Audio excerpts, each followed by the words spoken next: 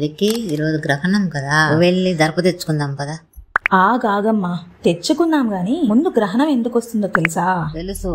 పురాణాల ప్రకారం రాహుకేతువులు చంద్రుడిని మింగినప్పుడు గ్రహణం వస్తుంది. సరే, కానీ వాళ్ళు ఎందుకు మింగుతారు అనేది ఎప్పుడైనా ఆలోచించావా? లేదే.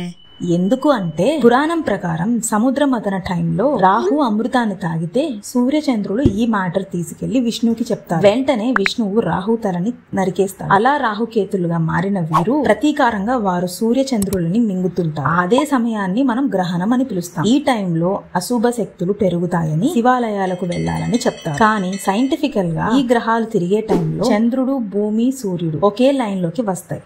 అంటే చంద్రుడు, భూమి సూర్యుని మధ్యలోకి వస్తే సూర్యగ్రహణం అని, అదే భూమి, సూర్యుడు, చంద్రుడి మధ్యలోకి వస్తే చంద్రగ్రహణం అని అంటారు. మరి దర్ప?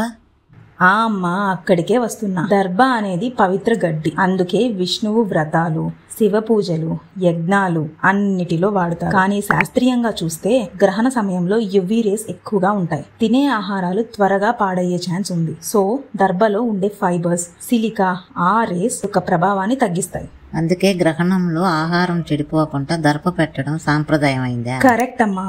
మరి రాసులపై ప్రభావం? దీన్ని కూడా 2 విధాలుగా చెప్పొచ్చమ్మా. రాహుకేతువులు నవగ్రహాల్లో భాగం కాబట్టి గ్రహణ సమయంలో సూర్యుడు, చంద్రుడు రాహుకేతువులతో ఒకే రేఖలోకి వస్తారు. అప్పుడు వాటి శక్తి రాసులపై పడుతుందని జ్యోతిష్యం చెప్తే, సైంటిఫిక్ గా మాత్రం గ్రహణానికి రాసులపై ఎలాంటి ప్రభావం ఉండదని శాస్త్రవేత్తలు చెబుతారు. కానీ మనుషులు వేల ఏళ్లుగా ఆకాశం, గ్రహాలు, రాసులు గమనిస్తూ వాటితో కలిపి చెప్పారు. అంతే. చాలానే చెప్పావు, ఇంకా వెళ్దామా?